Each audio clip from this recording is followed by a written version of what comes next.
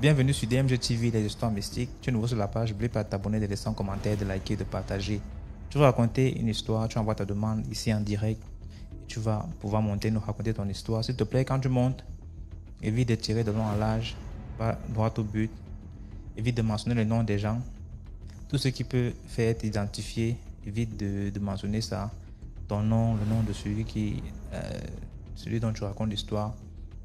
Évitons. On donne pas le nom des bars, des restaurants, des hôtels, des entreprises en général. On peut carrément dire que, ok, c'est passé dans un bar à Bonamoussadi. Point. Il y a plusieurs bars là-bas. Donc, pas besoin d'entrer dans le détail que, voilà, le bar là, c'est la toiture rouge. Le gars s'appelle Alex. Et puis, il y a le maçon qui vient. Non. Évitez trop de détails. Voilà. Je pense que c'est tout. On va commencer. Donc, ici, c'est les histoires mystiques, s'il vous plaît. Pas des histoires d'amour. Hein?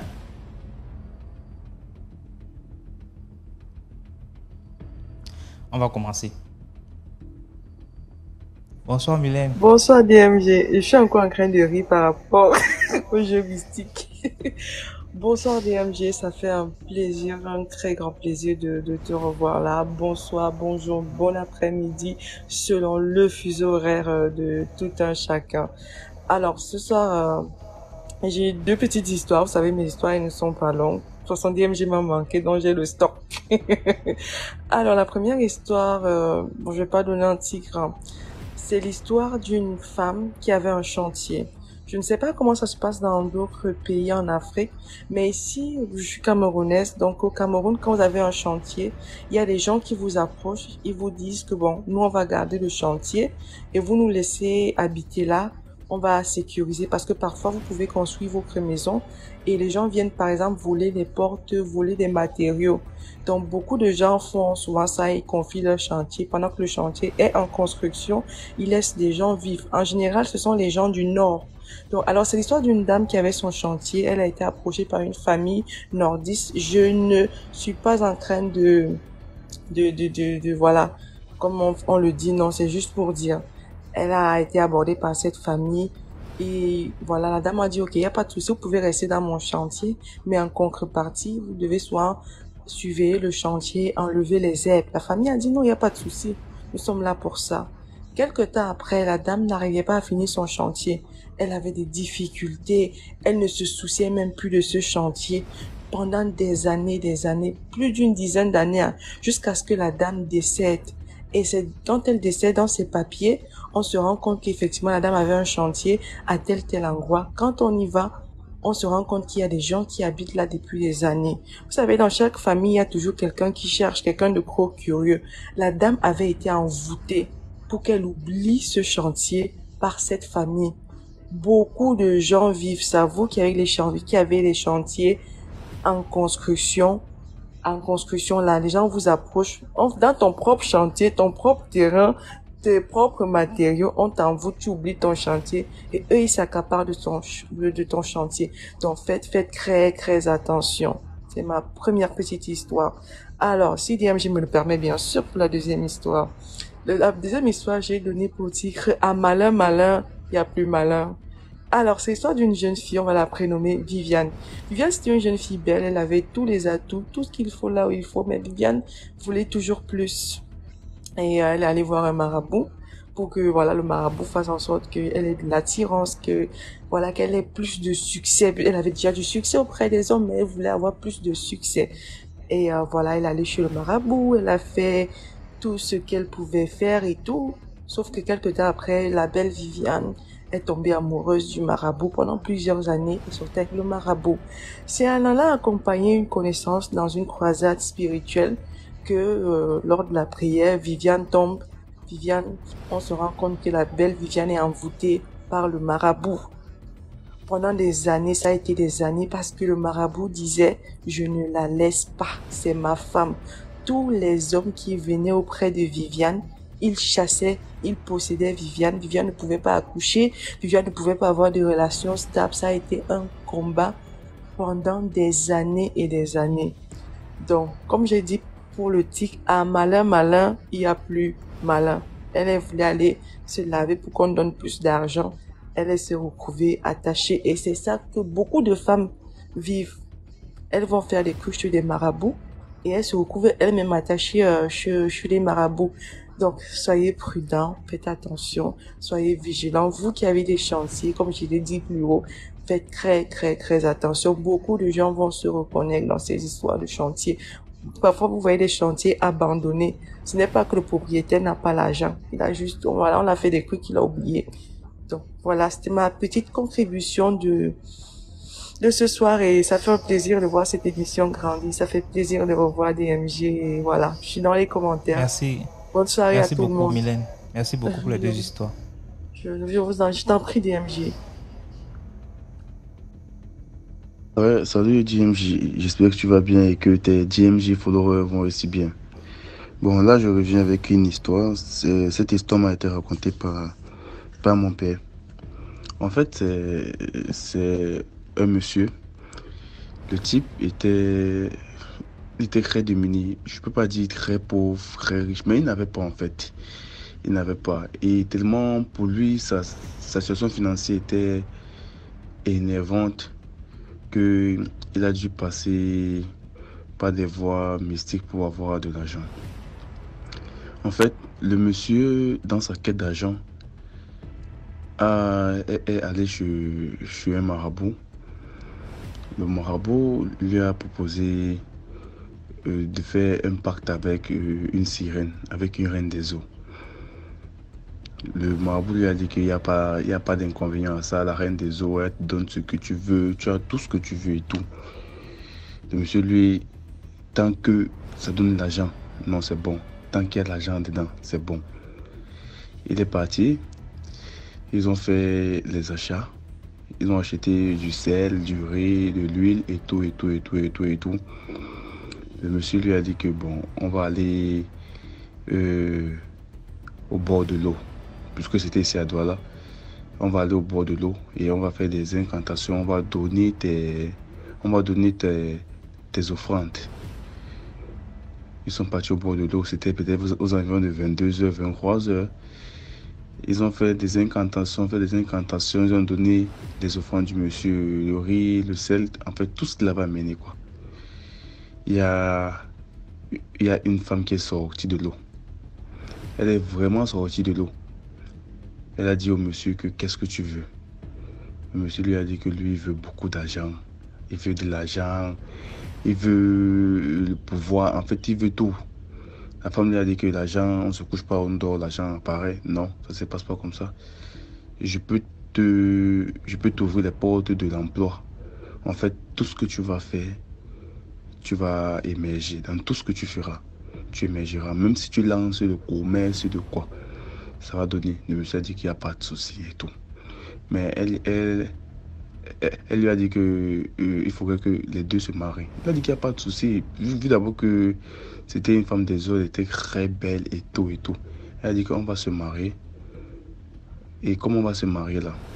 Il y a les conditions à remplir. Comme tu ne dois jamais me tromper. Donc tu ne dois jamais coucher avec une autre femme, mis à part moi. Il a dit ok, il n'y a pas de souci. Et l'autre condition était que 18 heures ne doit jamais te trouver dehors. Donc, en fait, le coucher du soleil ne doit pas te trouver dehors. Et c'était pas un homme qui aimait la vie. Donc, le monsieur était très casanier. Donc, il était toujours chez lui, en fait. Il a dit, ok, il n'y a pas de souci. Moi, j'ai quoi? Tant que j'ai mes moyens et tout, ça ne me dérange pas. Ils ont fait comme ça, on a célébré le mariage. Là-bas, le marabout a célébré le mariage. Et tout, et tout, et tout, et tout. La femme est retournée dans l'eau. Là, en fait, avant qu'elle ne retourne, elle a demandé à la femme que ça se passe comment. La femme a dit que va te coucher. Elle est partie se coucher. Le lendemain où il vivait dans une chambre en location et tout. La femme est venue toquer chez lui. Ah, la femme a monté son CV. Elle est venue chez lui toquer. Il a vu la femme, il a demandé tu as fait comment pour me retrouver et tout. Elle a dit que c'est pas un problème. Elle a donné une chemise avec son CV à l'intérieur et tout. Elle a dit va déposer ça dans telle entreprise. Il est parti, il a déposé dans telle entreprise. On l'a recruté. On n'a pas fait 2 jours. Bon, on a seulement appelé une fois. Il est venu, il est devenu directeur de l'entreprise. Une fois comme ça. Mais il a commencé à émerger, à avoir de l'argent dans sa famille, il aidait sa famille. Et le monsieur veillait toujours à rentrer du travail. Comme il était patron, les patrons, ils finissent le travail à 16h. Il rentrait toujours à 16h. Donc, il veillait toujours à ce que 18h ne trouve pas dehors. Et il avait sa femme sirène là. Elle venait par moment, ils avaient des rapports. Donc, pour lui, sa vie était tranquille, il n'avait pas de soucis. Et tout. Il a géré comme ça peut-être même 5 ans, même 5 à 7 ans. Il était bien tranquille. Jusqu'au jour où, un jour en rentrant du travail, il était 16h30. Il rentrait. Il n'était pas pressé. Il roulait doucement parce qu'il savait qu'il avait du temps pour arriver chez lui. Il ne sait pas comment un enfant est sorti de nulle part. Il a cogné l'enfant avec la voiture. Oh. La population est sortie. Oh, tu as cogné l'enfant. Oh. Il a dit que oui, je sais, je ne veux pas fuir. Je ne suis pas en train de fuir. Je ne suis pas un enfant. Je suis un monsieur responsable et tout. Il a sorti une forte somme d'argent, disons 500 000, donné que prenez, vous amenez l'enfant à l'hôpital. La professeure a dit que non, jamais, jamais, jamais. Il a dit ouais, prenez, vous amenez l'enfant à l'hôpital. On a dit que non, jamais. Toi, tu as connu l'enfant, tu vas amener l'enfant toi-même à l'hôpital et tout, et tout, et tout, et tout, et tout. Est-ce que c'est comme ça que ça se passe? Le monsieur a dit ok, il n'y a pas de souci. Il était toujours 16 heures. Direction une clinique.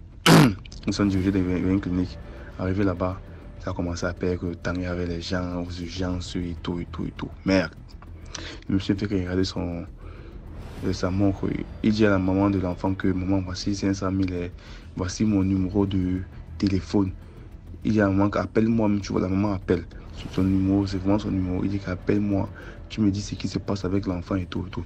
La maman dit que non, ça ne se passe pas comme ça, mon fils. Il sait que tu es très généreux, tu es gentil et tout, et tout, et tout. Vraiment, ce que tu as fait après avoir cogné un enfant, venir à l'hôpital. Mais attends au moins pour comprendre ce que le médecin va dire sur l'état de l'enfant. Merde. Il veut partir, la maman l'arrête que non, tu ne pars pas, tu attends au moins, tu comprends. Comprends juste ce que l'enfant a, si ça va et tout, et tout. Il dit ok, il n'y a pas de souci. Il attend encore 17h. 17h40, le médecin vient maintenant, le médecin vient. C'est 17h40 que le médecin vient maintenant lui dit maintenant que c'est quoi le souci. Amener l'enfant en ausculte. Ils examinent l'enfant, il n'y avait rien. Il n'y avait presque rien. L'enfant était debout et tout. Il n'y avait rien. Le médecin dit que non, il n'y a rien de grave. Il doit juste prendre quelques médicaments pour la douleur, puisqu'il était tombé avec le dos. Mais quand le médecin a fini de parler comme ça, du juste ping, ping.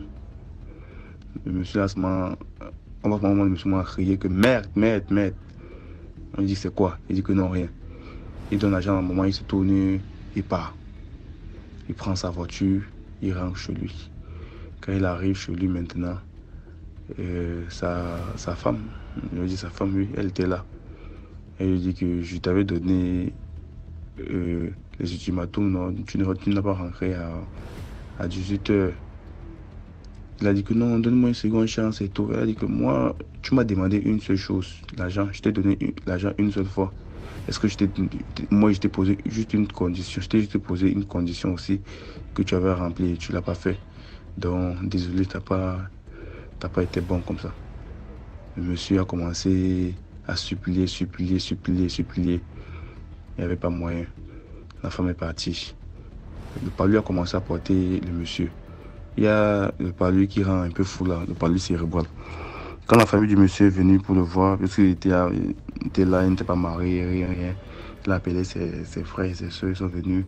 Il a commencé à parler des choses à gauche, à droite et tout. On pensait que c'était la folie. Mais c'était pas la folie, c'est où il a commencé à expliquer ce qu'il a fait, comment sa richesse est arrivée et tout. Mais pour lui, il disait qu'il ne regrette rien parce que il a quand même mis sa famille, donc sa mère, ses frères et ses soeurs bien. Il ne regrette rien. Il parlait délirait. Sa famille pensait que c'était la maladie et tout. Quelques temps après, le monsieur est mort. Donc, sa famille a juste fait le deuil. Donc, la morale de l'histoire, c'est il ne faut pas être pressé. il ne faut pas être pressé. Peut-être s'il n'était pas pressé, Dieu allait donner pour lui. Et le diable ne fabrique pas la richesse. Le diable te donne juste ce que tu devrais avoir, mais il avance juste le temps. Si tu es riche, si tu es parti entrer dans une loge pour avoir de l'argent, l'argent qu'on va te donner, c'est l'argent qui était censé t'appartenir. Il ne fabrique pas ça parce qu'il y a des gens qui sont partis entrer dans la sorcellerie, on les a refusés parce qu'ils ne sont pas nés pour être riches. Donc, il ne faut pas être pressé. Merci. Bonsoir. Bonsoir. Alors, hop, c'est bizarre de monter dans le live, mais je tenais à raconter mon histoire. C'est une histoire de famille. Alors, je suis d'origine mahoraise, donc de Mayotte. Et cette histoire concerne ma tante, donc qui est décédée aujourd'hui. Donc, une histoire mystique. Donc, je vous raconte mon histoire. Ma tante était mariée à un homme qui avait 2 épouses, dont ma tante. Donc, ma tante était la 2e épouse. Et donc, je le fais rapide, hein, parce que je sais que généralement, on aime bien raconter rapidement pour que les autres puissent passer. Donc, je vais être très rapide. Mais il faut raconter comment on va comprendre aussi. C'est pas seulement d'accélérer. C'est ça, donc je vais essayer de raconter sans vraiment prendre du temps. Donc, en 2007... donc elle est décédée en 2007. Donc en 2007, moi j'étais à Marseille, ma maman était à Mayotte et ma tante en question était également à Mayotte. Donc ma maman m'appelle, ma grande sœur également qui était à Mayotte m'appelle et me dit que ma tante est hospitalisée alors que ma tante n'avait pas du tout de soucis de santé, mais aucunement pas. Je vais mettre une parenthèse, c'est que ma sœur et moi, on est très éveillés spirituellement parlant. Donc ma grande sœur est très éveillée spirituellement parlant et moi également.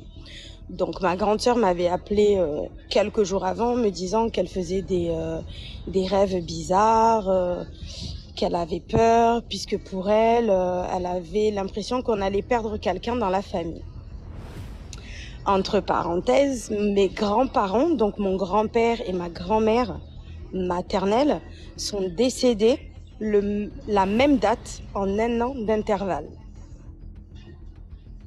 Et ma tati en question est décédée l'année suivante, donc 3 ans après, la même date. Donc voilà, donc ma grande sœur m'apprend tout ça, donc moi je me dis c'est quand même bizarre. Elle me dit que ma tati est hospitalisée, mais elle était pas malade. Je me dis c'est quand même très bizarre, mais bon, vous savez, quand on est ici, nous, toutes ces histoires-là, on y croit sans y croire, pour être clair, parce que on le sait, on sait que ça existe, mais on a tendance à se dire ça existe chez les autres, mais pas chez nous. Donc c'est clairement ce que je me suis dit. Et donc on a laissé les choses. J'ai dit bon, elle est à l'hôpital, elle est hospitalisée, donc les médecins vont faire leur possible pour qu'elle s'en remette. Et ma tante n'était pas d'une forte corpulence. Ça, je vous dis ça parce que c'est un détail dans l'histoire en question. Et donc hospitalisée, le lendemain, ma maman retourne à l'hôpital voir sa petite sœur. Et elle se rend compte que sa petite sœur a doublé de volume. Elle a doublé de volume et le corps, la couleur de sa peau, elle était devenue violette en fait, complètement violette. Et ma maman, complètement paniquée, elle appelle ma grande sœur va à l'hôpital, elle voit la chose, et ma grande sœur m'appelle, elle m'explique tout ça, et moi je lui dis mais c'est bizarre, c'est peut-être le sang, complètement, je vais dire, je voulais pas y croire, ce qui était en train de se passer. Et suite à cela, même pas une semaine après, ma tante décède. Et lors de son décès, on fait les funérailles, puisque je suis d'origine, donc comme j'ai dit, mahoraise et de religion musulmane. Donc généralement, quand une personne décède, on fait l'enterrement très rapidement. Donc l'enterrement a été fait très rapidement. Et quelques années après, donc je vais dire même 1 an après, je commençais à la voir dans mes rêves. Et à chaque fois que je la voyais, elle venait me voir mais j'avais l'impression qu'elle avait la bouche cousue.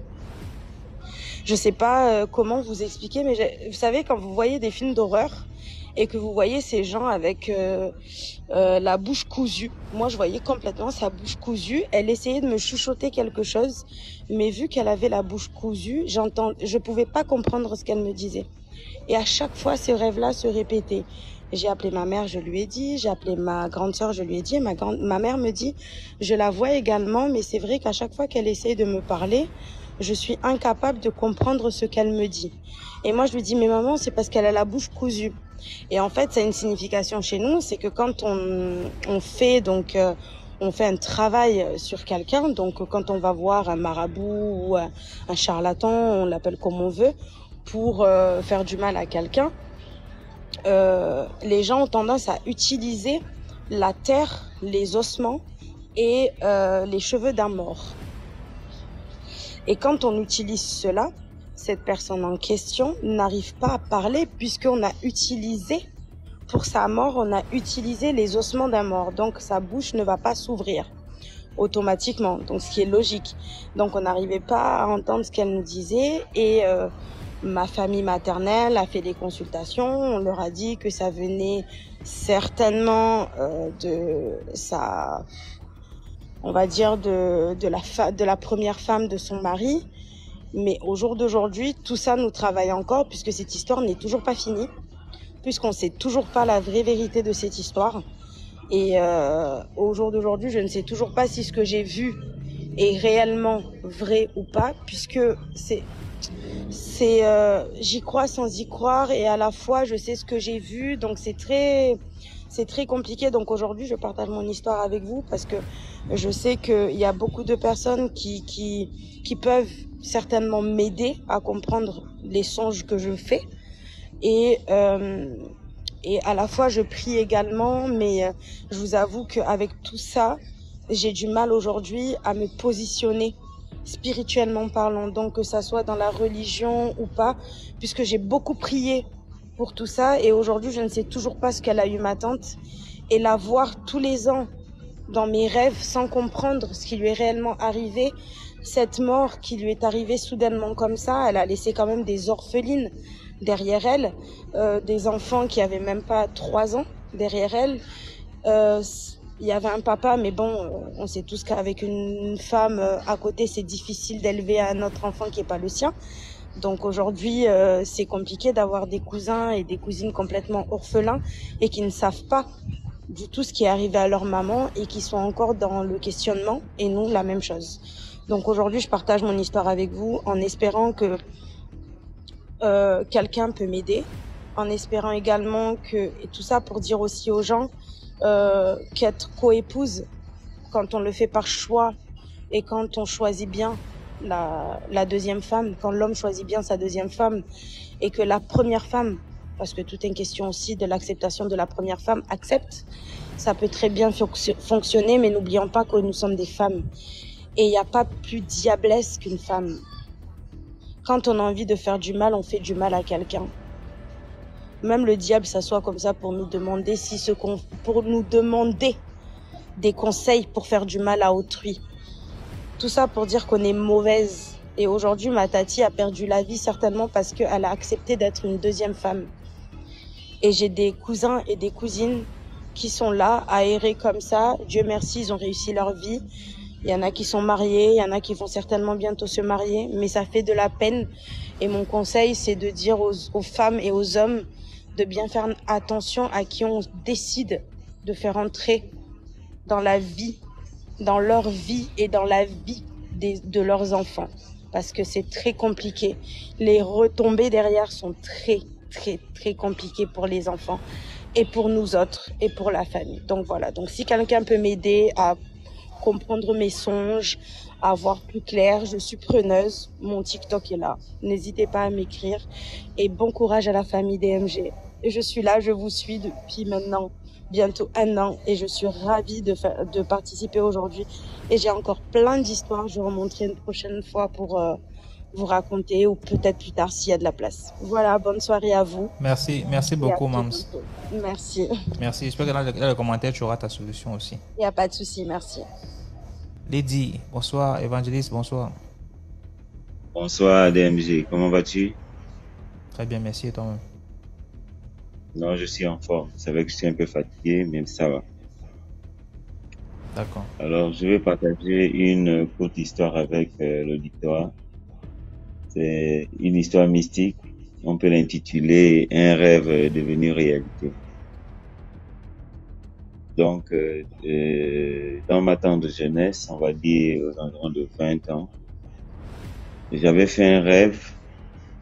Et ce rêve paraissait tellement réel parce que j'étais avec mon neveu, il avait 3 ans. Et donc, on marchait dans le rêve. Et j'avais l'impression qu'on partait à une réunion. Donc, je marchais avec le bébé. Et là, 2 chiens nous ont attaqués dans le rêve. C'est dans le rêve. 2 chiens nous ont attaqués. Et lorsque les 2 chiens nous ont attaqués, j'ai attrapé le premier chien. Je l'ai frappé au sol. Il a littéralement explosé. Donc, quand je me retourne pour attraper le second chien, j'ai juste le temps de l'attraper la patte. Et au moment où j'attrape la patte du chien, il mord le front du petit. Donc, c'est vraiment c'est in extremis que je retire le chien, je tape le chien au sol et il explose littéralement. Donc ça, c'est dans le rêve. Et là, ce rêve-là m'a beaucoup effrayé parce que c'est à partir de ce rêve que j'ai commencé à croire au monde mystique et sorcellaire. Donc c'est dans le rêve, je me réveille le matin, et je suis tranquille parce que j'ai fait un cauchemar. Et ce qui attire mon attention, c'est lorsque je me réveille, je tombe sur mon neveu de 3 ans. Et là, c'est dans la vie réelle. Je vois l'enfant a une grosse bosse au niveau du front. Et là, j'ai été vraiment saisi d'un effroi pas possible. J'ai appelé la mère, j'ai dit, mais qu'est-ce qui s'est passé? Elle me dit, non, il était seulement sur le lit à 5 heures du matin, il est tombé du lit. Et donc, automatiquement, j'ai fait le rapport avec le chien qui a mordu l'enfant au front. Donc, je raconte cette histoire pour que les gens ne prennent pas des rêves souvent à la légère. N'acceptez pas de mourir dans les rêves, parce que vous pouvez mourir en réalité. Parce que ce rêve-là, c'est une des portes qui m'a permis de croire au monde mystique. Je croyais pas à ça. J'étais pas chrétien à l'époque. Je croyais pas à ça, mais c'est l'une des choses qui m'a permis de comprendre que le monde des esprits existe réellement. Donc, faites attention à vos rêves. Si vous êtes dans un rêve où vous voulez vous noyer, battez-vous pour ne pas mourir. Si vous êtes dans un rêve où vous vous battez, battez-vous sérieusement. Et vraiment, c'est un conseil, battez-vous sérieusement, frappez sérieusement la personne qui est dans le rêve, parce qu'en réalité, il y aura des dommages collatéraux corporels et physiquement. Donc, c'est ce que je voulais un peu attirer l'attention. C'est une courte histoire, je reviendrai pour d'autres, mais pour cette histoire-là, j'aimerais partager ça avec vous. Parce que ça faisait longtemps aussi que Merci beaucoup. Merci beaucoup. Ok, bonne soirée à tous dans les commentaires. Dans les commentaires. Bonsoir. Voilà. Bon, moi j'ai une histoire, c'est une amie. C'est une amie, elle voulait que je partage son histoire parce que elle aimerait qu'on essaye de lui aider en fait. Bon, c'est une amie à moi, elle est très jeune, elle a rencontré un monsieur. Elle a de cela 1 an et demi déjà. Déjà, la jeune fille, elle sortait pas avec l'écran, elle sortait qu'avec des jeunes et tout. Mais le gars, il avait déjà, je pense, 40, elle m'a dit 45 ans, un truc du genre. Et donc, du coup, elle s'est dit, bon, elle a connu le gars, elle avait 20 ans. Elle s'est dit, ah, il n'y a pas de souci et tout, bah, je peux commencer un petit truc avec le gars et tout. Mais elle avait quand même peur parce que le gars est dans le pétrole. Voilà, elle avait un peu peur parce que, bon, on connaît, c'est un peu au Gabon, hein, on connaît que non, les gars qui sont un peu dans du pétrole, généralement, ils sont un peu travaillés, etc. Elle a commencé une relation avec le monsieur, mais le monsieur, il avait sa go à la maison. Et le monsieur, en fait, il disait à la petite, non, dès même les premiers mois même de la relation, il disait à la petite, non, je vais te prendre, je vais te garder, tout ça. Elle ne croyait pas, elle se disait, mais attends, moi, tu peux pas enlever ta femme. Bon, il n'était pas marié, il vivait avec une fille qui travaillait, une grande go et tout, et elle, c'est une petite. Elle se dit, non, mais il va pas quand même décharger sa femme pour moi. Entre-temps, c'était donc la vérité que le gars est en train de dire à notre copine. Elle nous disait ça tout le temps, on se foutait d'elle, que ben, toi, tu rêves, au fait. Il a sa go, elle travaille à la voiture et tout ça, là. Elle est posée. Toi, tu es une jeune fille, tu vas encore à l'école, tu te déroules. il va jamais laisser sa femme pour toi.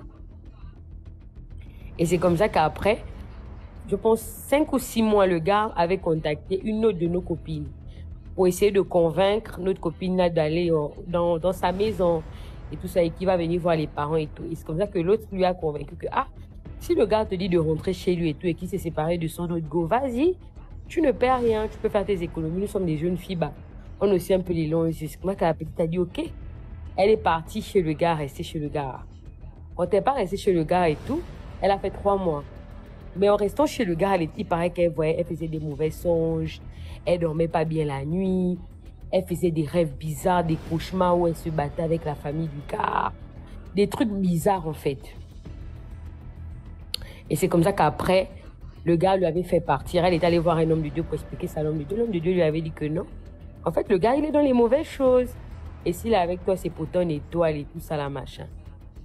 Et c'est comme ça qu'après, quelques temps après, l'homme de Dieu lui avait donné le sel. Elle commençait à mettre le sel dans la maison du gars. Il paraît que le gars ne restait plus chez lui. Donc le gars partait, il était maintenant parti dormir chez son ex. Et il lui parlait tout le temps en code que non, toi tu viens me salir ma maison, tu viens mettre le sel dans ma maison, tu me déranges, des trucs comme ça. Mais comme c'est une petite, elle était, et nous sommes genre sa famille, parce que genre, elle n'est pas gabonaise. Maman, elle est camerounaise, mais elle vit au Gabon, ses parents, la de fin de mère est décédée et tout. Donc c'est le genre de famille, il n'y a pas trop de parents et tout, donc elle se confiait plus aux copines. Donc du coup, quand elle explique ça, pourquoi les gens disent dans le commentaire que c'est moi? C'est pas moi, c'est ma copine. Oh. Et donc, du coup, quand elle expliquait ça, elle nous expliquait ça et tout. Bon, nous, on se disait quand même que c'était quand même pas normal. Bon, peut-être qu'elle flippait seulement trop. Parce qu'elle nous racontait que non, quand elle mettait maintenant le sel, elle faisait les prières. Le gars maintenant fuyait sa maison et tout ça là. Et c'est comme ça qu'après, le gars est parti récupérer son ex. Il a fait revenir son ex dans la maison. Et l'ex est revenu pour dire à la petite que, il faut que tu partes parce que moi, je suis revenue dans ma maison. Et c'est comme ça qu'elle nous avait appelés. On est venu même pour faire un peu la bagarre. Mais, on a dit à notre copine que Mani, mieux tu pars sur une grande, elle a 36 et 35 ans. Toi, tu es une petite fille de 21 ans. Ça ne sert à rien de discuter le foyer avec quelqu'un comme ça. Et donc, et après, le gars avait remis à notre copine 2 millions. Qu'elle part chercher une maison et tout. Maintenant, elle a réfléchi. Elle a préféré repartir dans sa maison familiale. Pour ne pas les louer, parce que elle se disait que si déjà il lui a fait ça, qu'est-ce qu'il peut encore faire à la petite? Quand elle est partie chez ses parents et tout, elle a fait 6 mois encore. Mais elle était maintenant beaucoup dans l'église, on ne voyait même plus la go et tout. Elle nous avait dit que non, le gars et elle, c'est fini. Elle encore retournée chez le gars. Elle est encore retournée chez le gars et tout. Quand elle retourne maintenant chez le gars et tout, elle reste chez le gars. Elle raconte maintenant que en étant chez le gars, elle fait encore les mêmes rêves, que le gars est dans la loge. Elle fait que, en fait, elle voit les trucs bizarres. Elle dit qu'elle rêve les mauvais trucs, les serpents, les trucs et tout. Et elle a peur à chaque fois qu'elle va dans les églises. Parce que ce qui est bien, c'est qu'elle dit au gars. Elle dit au gars que non, moi je fais beaucoup de mauvais rêves et tout, etc. et tout. Le gars lui dit clairement que moi je fais pas les mauvaises choses. Peut-être que ce sont tes choses. J'espère que ce sont tes parents ou bien peut-être tes choses, je sais pas, où on te perturbe dans ta famille. Mais c'est pas de mon côté. Et c'est comme ça que le gars lui a dit non. Vas-y donc chercher si tu veux, hein. Tu peux aller dans les églises et tout ça, machin. Et le gars aussi, il aime bien parler de Dieu. C'est le genre de gars, il aime parler de Dieu à la petite. Il aime dire à la petite même de prier et tout. Mais quand elle est avec lui, elle dit qu'elle fait des mauvais rêves et tout. On vient lui prévenir que c'est quelqu'un de mauvais. Quand elle va maintenant dans les églises, elle est peut-être allée chez 4 hommes de Dieu. Les 4 hommes de Dieu disent à la petite que non.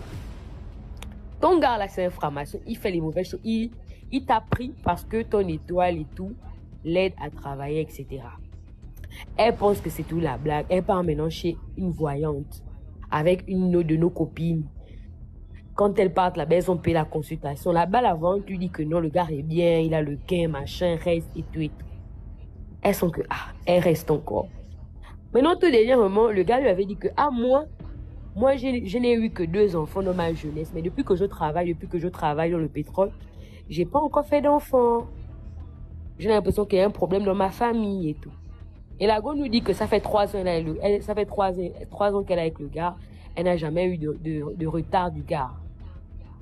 Elle n'avait jamais eu de retard et tout ça. Mais elle aussi, ça ne lui regardait pas, elle s'en foutait. Maintenant, à chaque fois, depuis un temps, le gars ne faisait que lui parler de ça. Que, moi, c'est pas que j'ai un problème d'enfant, mais depuis que j'ai commencé à bosser, j'ai jamais J'ai même épousé une femme, j'ai fait 10 ans avec une femme, elle n'a jamais eu un de mes retards, je ne sais pas pourquoi et tout. Et c'est comme ça que la petite a comme ça dit au gars que, ok, je vais mettre ça en prière et tout, peut-être que on t'a fait un truc, on ne sait pas, machin. Et c'est comme ça que la petite a commencé à prier.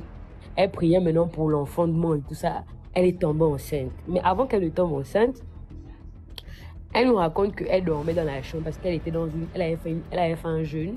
Je pense une retraite ou un jeûne, un truc comme ça là. Et c'est comme ça qu'elle était en train de dormir. Elle a vu un serpent. Ça veut dire qu'elle était dans la chambre, allongée. Et sur le placard, elle s'est levée. C'est comme si elle a vu le serpent physiquement. Un petit serpent vert qui a apparu dans la chambre. Et quand le serpent a apparu, il a bougé sa tête. Après, il a disparu. Tout simplement. Et la petite a eu peur et tout. Elle a fui la maison. Elle est allée chez une autre de nos amies. Maintenant, après, on m'a appelé et tout. Le serpent était de la couleur vert. Il était vert. Elle a dit qu'il était vert. Il était tout vert. C'était un petit serpent vert. Et c'est comme ça qu'après, elle a fui la maison du gars. Mais elle n'a pas dit au gars qu'elle a regardé. Elle a vu un serpent dans sa maison. Elle a dit que elle a vu ça de ses yeux. Ça veut dire comme par exemple quelque chose apparaît et puis la chose a disparu discrètement. Et maintenant, quand elle a commencé à demander des conseils et tout, des gens lui ont dit que non, ça peut être la grossesse. Parfois, il y a des gens comme ça dans des familles. Quand tu prends une grossesse, on vient t'annoncer, etc., etc. Et effectivement, la petite est tombée enceinte.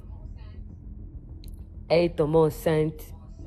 Quand elle tombe enceinte, maintenant, le gars est malade. Il sort du site. Il revient à Libreville, il est maintenant malade. Il dit que non, il peut plus aller au boulot. Il a des problèmes au boulot. Son salaire ne passe pas, machin. Elle dit quand même que, comment ça?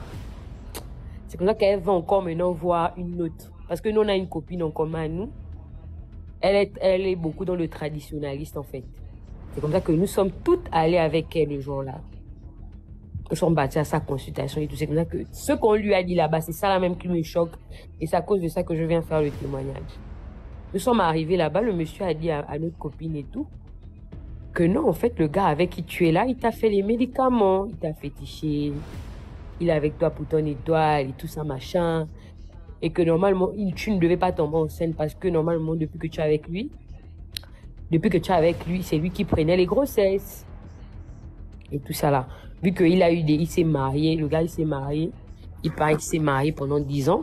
Il était marié pendant 10 ans et pendant les 10 ans, la go avec qui il était n'a jamais pu avoir un enfant de lui. Et cette dernière, il paraît qu'elle était devenue folle parce qu'elle cherchait à enfanter. Elle cherchait à enfanter. Elle est devenue folle et ils se sont séparés, le gars et la fille. Lui-même, il a expliqué ça à notre copine. Il a encore eu une autre go avec qui il a fait 6 ans. Celle que notre copine a remplacée là, elle n'a jamais attrapé l'héritage du gars en question. Maintenant, notre copine, depuis qu'elle est enceinte du gars, elle est perturbée, elle fait des cauchemars, elle saigne, elle est tout le temps à l'hôpital. C'était un peu chaud. Donc, quand nous sommes partis, maintenant, le médecin a commencé à nous raconter plein de trucs. Que le gars, il a un serpent, que le gars a fétiché notre copine, que le gars il avait mis la saleté sur elle. Beaucoup de choses, mais qui n'a pas pu prendre son étoile parce qu'elle prie beaucoup. Maintenant, le monsieur, le traditionnaliste, lui a lavé. Maintenant, moi, par contre, moi, je suis chrétienne. Moi, je crois pas trop à ce genre de truc. Et moi, je ne voulais pas trop qu'elle se lave. Maintenant, l'autre copine lui a dit non de se laver parce que la tradition aussi, c'est pas mauvais, etc. et tout ça, machin. Donc, elle s'est lavée. Elle m'a dit qu'elle s'est lavée finalement. Elle s'est lavée et tout pour que tout ce que le monsieur a fait sur elle puisse disparaître, il paraît. Maintenant, elle m'a demandé d'expliquer son histoire pour savoir si est-ce que vraiment dans les trucs de traditionnalisme dans quel sens? Mais il priait, il paraît qu'il priait, hein. Il parlait de Dieu et tout ça là. Donc elle demandait si est-ce que la tradition suffit en fait. Est-ce que c'est pas encore, elle n'est pas allée s'ajouter d'autres choses chez les traditionnalistes et tout ça là, machin. C'était un peu sa question. Mais elle s'est lavée, le monsieur lui a fait un seau, il lui a lavé. Il a dit que tout ce que le monsieur a fait sur toi, parce que le monsieur nous a dit que il paraît que le gars là a pris sa photo, il a mis ça dans une fosse septique. Que désolé qu'il a mis sa photo dans une fosse septique et tout. Et sincèrement, notre copine a dit que franchement, elle ne comprend pas comment elle a pu être amoureuse du monsieur là. Le monsieur il est grand et c'est une fille, elle aimait trop les jeunes en fait. Même la vitesse avec laquelle elle a commencé à être concentrée dans la relation du monsieur. Elle nous a même avoué que nous-mêmes, on dit que parfois, un bis peut l'appeler à l'hôtel comme ça. Et par contre, le bis lui touche comme ça, là. Elle commence à pleurer. Elle a dit qu'elle a vécu ça peut-être 5 fois comme ça, là. Elle n'a jamais trompé le gars, là, depuis qu'elle est avec lui. Elle ne comprenait pas pourquoi. Donc, le papa, là, nous a dit que le gars, là, lui a fétiché. Le gars en question, il joue avec sa lumière. Il lui a fait plein de mauvaises choses, en fait. Et moi, je viens expliquer un peu cette histoire pour que on essaie un peu de donner un avis par rapport à ça. Merci beaucoup pour l'histoire. Mais ton amie, pourquoi elle n'est pas venue raconter son histoire elle-même? Parce qu'elle a peur. Elle va venir raconter son histoire comment? Elle a peur, elle flippe, elle ne parle pas trop. En tout cas, il faut lire les commentaires. Alors, il y a beaucoup de gars dans les commentaires qui ont déjà dit des choses là. Elle ne peut pas avoir honte. Dans la vie, il y a des gens qui ont dit qu'elle a honte. C'est pas qu'elle a honte, c'est juste que dans la vie, c'est pas comme si elle avait les longs yeux en fait. La fille, elle est traumatisée. C'est pas une fille qui avait les longs yeux, ça c'est déjà fou. Nous-mêmes, moi je peux dire que moi je sors souvent avec des grands qui ont l'argent. Mais elle, c'était pas le genre de fille, c'était le genre de fille, elle avait peur des grands en fait. Quand un grand vient déjà même vers elle, elle a peur et tout. Mais sauf que lui, on s'est rendu compte maintenant que donc il avait fétiché la petite fille là en fait. Parce qu'il voyait qu'elle était vraiment bref, elle ne voulait même pas. Elle ne voulait pas, c'était genre une relation amicale et tout d'un coup, elle était déjà amoureuse du monsieur en question. Elle commençait à avoir les bails avec lui. Jusqu'à aller même aller habiter chez le monsieur et tout ça là. En fait. Ok. Merci. Next. Bonsoir DMG. Bonsoir la communauté. Comment tu vas? Je vais bien et vous? Très bien, merci. Hier je pensais écouter la rediffusion d'une histoire là que j'ai pas eu le temps de regarder. Comme je télécharge souvent ça et tout pour écouter quand je suis libre. Pendant que j'étais d'écouter, et au moment où j'étais en cuisine, j'ai enlevé tous mes bijoux et tout, j'ai posé ailleurs. Pendant que j'écoutais l'histoire, au moment où j'ai fini de préparer, quand je cherche à remettre mes bijoux, les bijoux ont disparu. Un de mes bijoux a disparu. J'ai commencé à paniquer que c'était tellement tes histoires là qui sont en train d'agir maintenant. En tout cas, j'avais une petite histoire à raconter. C'est l'histoire de ma grande sœur. Elle est même juste là avec moi. L'histoire, c'est que c'est passé comme nous sommes à Libreville et tout. Ma grande sœur, un jour, est allée au marché. En fait, nous sommes allés ensemble, on a fait des courses et tout. Et puis, en faisant des courses, nous avons apprécié un monsieur qui vendait des petites culottes et tout là, pour la maison et tout, des belles petites culottes. Donc, elle a pris, je crois, une culotte, moi j'ai pris 2. Donc, en prenant les culottes en question, elle est rentrée à la maison, elle est rentrée chez elle, moi je suis rentrée chez elle, comment on ne vit pas ensemble et tout. Elle est rentrée chez elle et tout, elle a lavé la culotte, elle a habillé. Moi, j'ai l'habitude de ne pas laver les vêtements que j'achète, je repasse, puis je porte. Donc, elle portait la culotte là chaque soir avant de dormir. Maintenant, elle avait compté que chaque fois qu'elle portait la culotte là pour dormir, il y avait un homme qui venait souvent, qui voulait souvent faire les rapports avec elle en fait. Elle pensait peut-être que bon, c'était peut-être un mari de nuit et autres, mais à chaque fois, elle disait qu'à chaque fois qu'elle mettait la culotte là pour dormir, la personne venait toujours chercher à faire tous les rapports avec elle. Malgré qu'elle vit avec son gars, il dormait sur le même lit, mais chaque fois qu'elle mettait la culotte là, l'homme là, peut-être là, je sais pas si c'était une femme bien l'homme qui portait la culotte là, ou bien c'est un esprit à posséder la culotte là, mais à chaque fois qu'elle mettait cette culotte là pour dormir, la personne là venait toujours pour faire les rapports avec elle. Et un jour comme ça, elle a dit non, je vais un peu voir ça. Elle a encore remis la même culotte. Et la personne là maintenant, quand la personne est venue, à chaque fois que la personne venait, elle ne voyait pas le visage. Donc quand la personne est revenue, la prochaine fois qu'elle a dit non, que tout ce que je vais un peu voir si réellement c'est la culotte là. Parce qu'elle doutait là-bas quand elle mettait ça.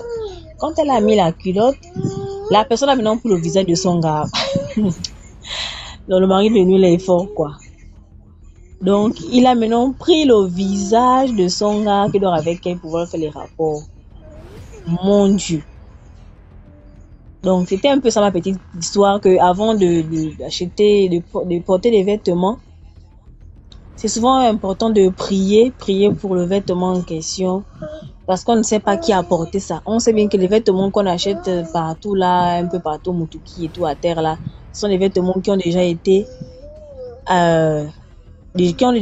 portés. Donc, prenons la peine de laver ou bien de... Moi, en tout cas, moi, je ne lave jamais. Moi, je repasse. De le prier quand même sur le vêtement. Parce qu'on ne sait peut-être que la culotte a été hantée. Donc, c'est un peu ça. Mon histoire, c'est la culotte hantée. Donc, les femmes, faisons attention. Nous, que moi, j'achetais des choses un peu partout là. Donc, faisons attention à ce que nous achetons. C'était ça, ma petite histoire. Merci Konya, Merci pour l'histoire. beaucoup. Ok, bonne soirée. Alors, bonsoir, Bonsoir. DMG. Bonsoir, Joël. Bonsoir. Je ne sais pas si vous m'écoutez. Ouais. D'accord, voici ma petite histoire en fait. J'aimerais d'abord sensibiliser la plupart des gens. Déjà dans un premier cas, de faire toujours très très attention en fait à qui on est en fait. Parce que c'est pas tout le monde qu'on va se placer pour pouvoir aider. Tu vois un peu. Voici mon histoire. Ça me concerne. Déjà, j'avais été initié par une vieille maman. Donc, que j'étais en train d'essayer d'aider. À travers le contact. Parce que au quartier d'abord, cette maman avait toujours pour habitude de m'aider, de me regarder, de toujours passer son temps à beaucoup m'observer. Je me demandais pourquoi. Et elle prenait toujours le temps de toujours bien m'apprécier. Elle m'appréciait toujours. Oh, tu es un très bon garçon, tu es très gentil, tu es très serviable. Alors, au fil une fois, un bon jour, j'étais en train d'aller à l'école. J'ai rencontré cette maman-là en route. Elle m'a demandé, mon fils, avant d'aller à l'école, aide-moi à porter ce petit bidon. Tu essaies de me mettre ça à la maison. Chez moi, en fait, dans sa maison. C'est comme ça que j'aide la maman. Je prends son petit bidon à elle. J'entends savoir que c'était un moyen de contact, en fait. Qu'elle était en train de vouloir m'initier comme ça à la sorcellerie. Donc, c'est comme ça, donc maintenant que... Parce que de nature, j'étais d'abord quelqu'un d'extrêmement colérique, mais très doux. Mais quand je m'énervais, on me contrôlait pas en fait. Il y avait personne qui pouvait me parler, je peux écouter rien. Et quand j'entrais dans une colère, je pouvais même soulever une voiture parce que je veux seulement faire du mal à quelqu'un.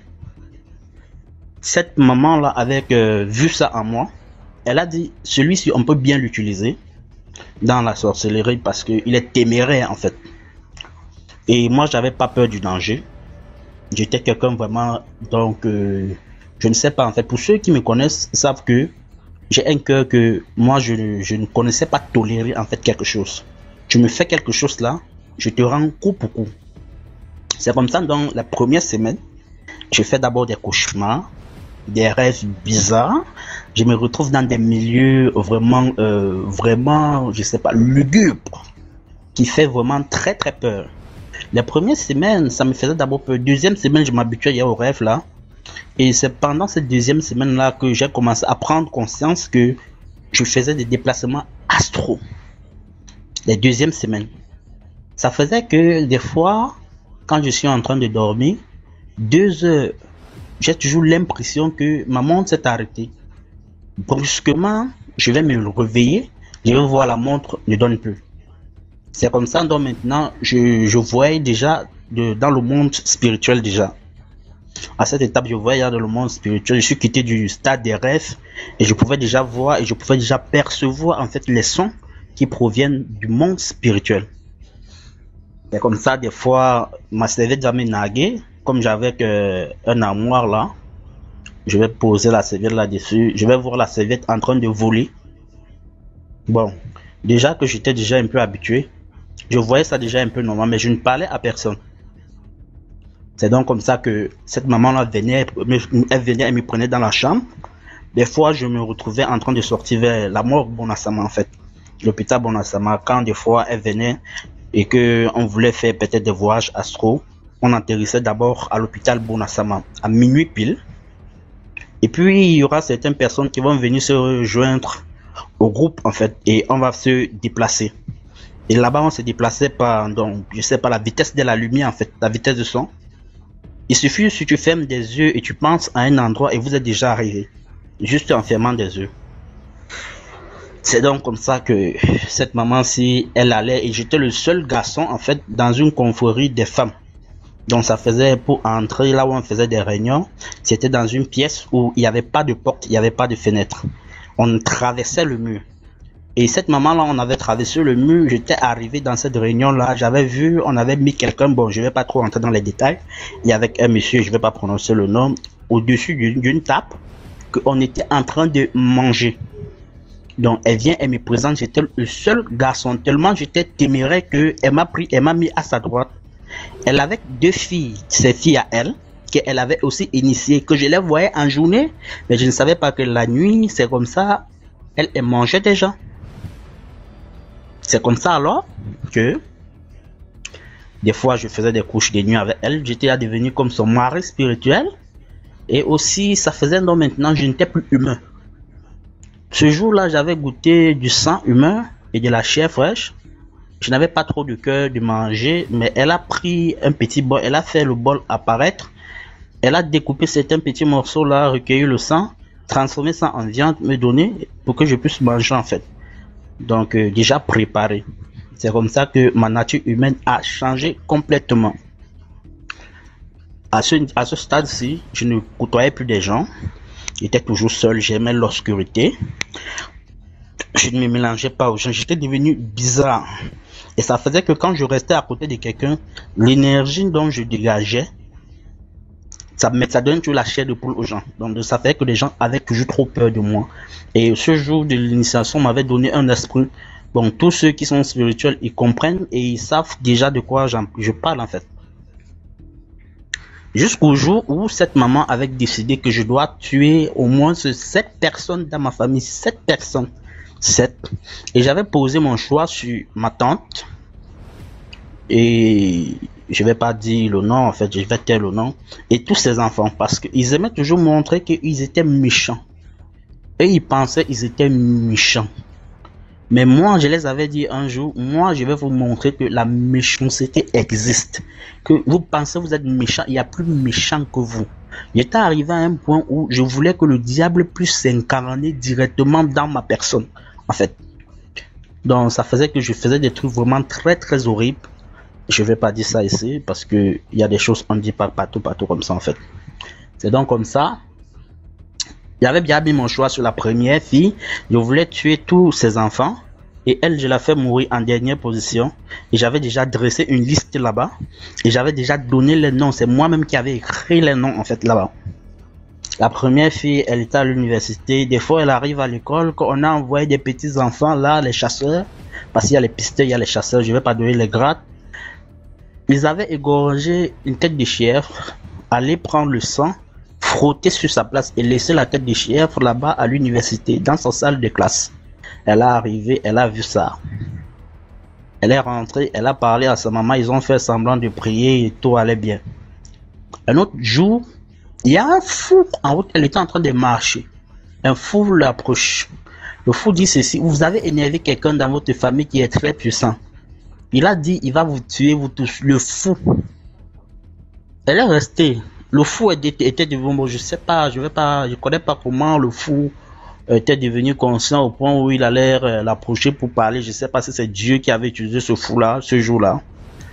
Et ça a piqué un peu trop sa curiosité. Ils ont commencé maintenant à marcher église par église.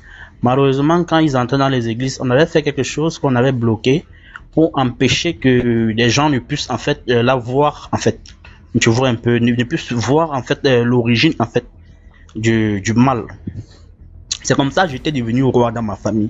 Je décidais ce que je voulais, c'est ce que j'avais. Et j'avais des familiers en fait. Parce que quand on t'initie, il y a des esprits, on te donne.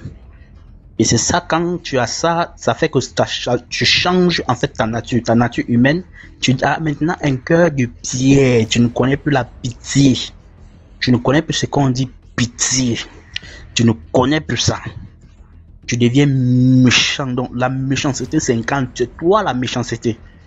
Tu ne poses plus des actions, on va te dire que pourquoi tu as fait ça, c'est méchant. Non, tu es la méchanceté en personne. Et tu aimes voir les gens souffrir. Souffrir. C'est donc comme ça que on a fait une tentative pour l'enlever, ça a raté à Ange Raphaël en fait.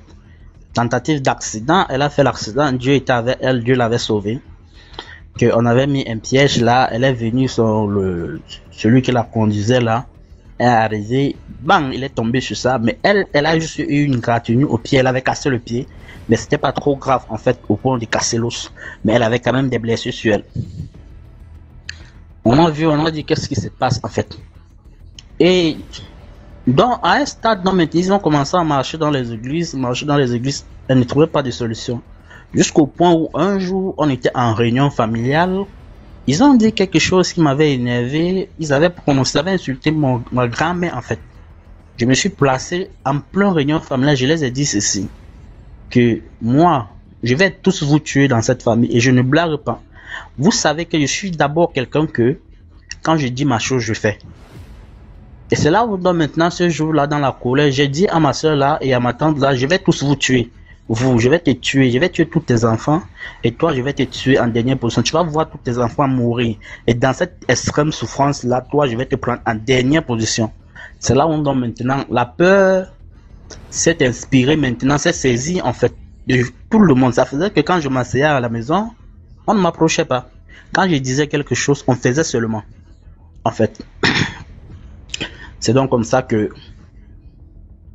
après ça, donc maintenant, ils étaient en train de marcher et ils cherchaient en fait quelqu'un qui pouvait venir à la maison, essayer de me neutraliser.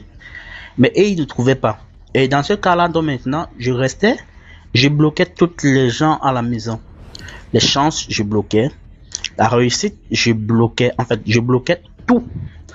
Ça faisait que la propriété, donc maintenant, familiale, peu importe là où on avait des maisons, mais tant que je suis dans la famille, et que la famille est mienne. On savait que c'est moi qui commandais, qui gouvernais dans le monde spirituel, que c'est moi. Si c'est que quelqu'un veut attaquer un membre de ma famille, il passait d'abord par moi. Il venait spirituellement d'abord me demander. Et le jour dont maintenant j'ai voulu sortir dans ça, c'est quand j'étais à la maison via Facebook.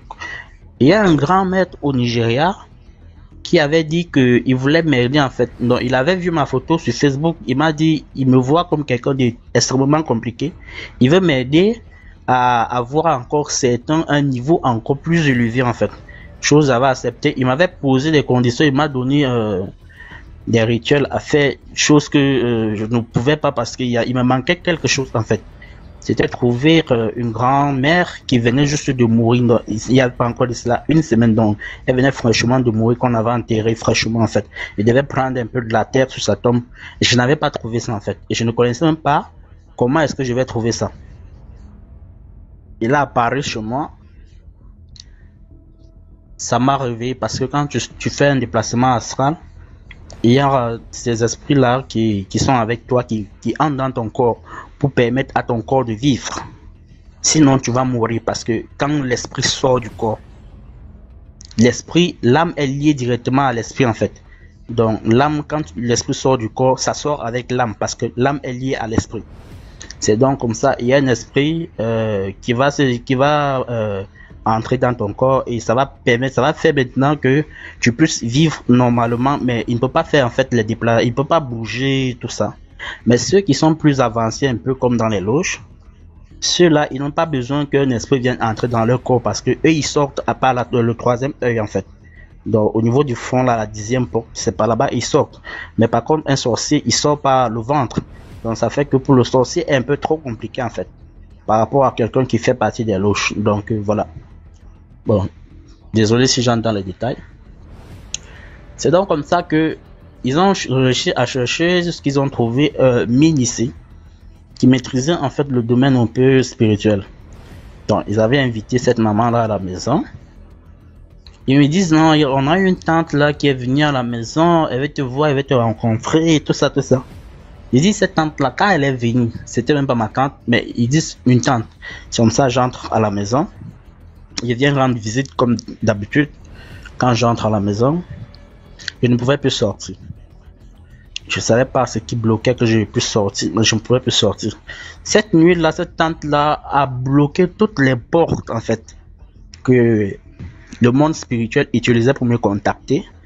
A bloqué, m'a déconnecté, en fait, du groupe dont j'appartenais, la fraternité, la confrérie, en fait, que j'appartenais dans le monde spirituel. Parce que là-bas, on te fait comprendre que tous ceux qui font réunion avec toi, ce sont tes frères, ce sont tes soeurs. Ça veut dire ils sont plus importants que ta famille que tu as sur la terre. Ça veut dire si là-bas dans le monde, là, on te demande de tuer même ta mère, tu vas tuer. Tu es obligé de tuer parce que la reine là-bas va te dire que c'est elle qui est ta mère, en fait. C'est donc comme ça que elle bloque toutes les portes, tout. Je pouvais maintenant, le matin arrivé parce qu'elle a commencé de minuit jusqu'à 5 heures. À 5 heures, je ne pouvais plus percevoir les sons. Ah, j'ai dit que ça tombe même bien. Parce que la dernière fois, j'ai confessé ici que je vais tuer toute ma famille. Donc, imagine si tout ce monde ici meurt. On va me lapider aussi. Donc, et moi, je ne voulais pas aussi mourir. Pour vous dire que même un sorcier a peur de la mort. C'est pas parce qu'il tue, il a le pouvoir de tuer que lui-même il n'a pas peur de la mort. Il a peur de la mort aussi, en fait. Donc, c'est comme ça. Je suis resté. Je suis entré, il y avait une chambre là dehors, en fait. Là où mon petit frère, lui, dormait parce que lui, il était à maison familiale. Donc, je suis allé, je me suis un peu reposé comme il était à 5 heures. Le matin, très tôt, la soeur qui avait bloqué, avait tout fait, en fait, ces choses-là, bloqué, tout, elle était pour repartir. Cette maman-là est revenue à 12 heures pile, en fait. Elle est revenue à 12 heures pile. Dans la concession familiale, physiquement, venir demander à me voir. Comme elle vient demander à me voir, et j'avais déjà dit là-bas en fait aussi que il faut savoir que si je suis devenu comme ça, c'est à cause de telle personne. Donc on ne sait jamais aussi en fait. Ça c'était ce que je disais toujours à ma maman parce que ma maman malgré tout ça, j'aimais beaucoup ma maman et je me confessais. Quand je sortais même des fois, on partait, on mangeait les gens, je vais revenir, je vais tirer ma maman derrière, je vais dire cette nuit, on est parti, on a tué quelqu'un. Et ma maman, elle me supportait dans la prière aussi parce que c'est un monde vraiment qui fait vraiment très très peur. Ça fait très très peur. Si on te dit ce que tu vois là-bas, si on te raconte ce qu'on voit là-bas, je ne sais pas en fait. Tu vas même pas rester comme ça la nuit dormir. Parce que ça fait vraiment très très peur. Et là-bas, on te rend, donc tu n'es plus humain pour pouvoir pénétrer dans ce monde-là.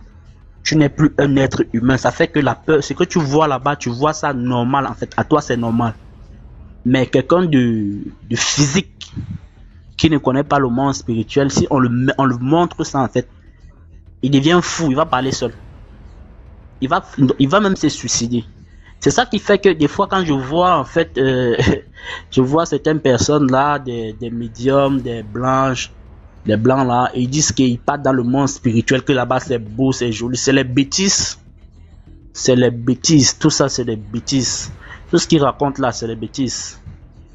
Donc c'est comme ça, donc on m'avait bloqué toutes les portes là pour ne pas être long. Je ne pouvais plus percevoir le monde spirituel. Bon, cette maman là, la reine là était revenue le lendemain vers midi. Elle est arrivée, elle a demandé à me voir. On a dit que je suis là, mais je dors en fait. Parce que je n'habitais pas là-bas en fait. Elle a insisté à me voir. Ma grand-mère a dit, je suis en train de dormir. Elle est quittée de son corps. Elle était en train de causer avec ma grand-mère là-bas. Je comprenais bien en fait, mais je ne voulais pas sortir. Elle est venue entrer dans la chambre. Quand elle entre dans la chambre, j'étais couché. Elle marque des pas en fait. Elle atterrit sur le lit. Elle marque des pas 1. Tu es là, s'il y avait quelqu'un d'autre dans la chambre comme moi, il allait voir comment quand elle marque les pas, le lit s'enfonce, en fait là où elle dépose les pieds. C'est comme ça, elle marque les pas, le lit s'enfonce, deuxième pied, c'est là où je me lève du lit, je dis je sais que tu es là, qu'est-ce que tu me veux encore?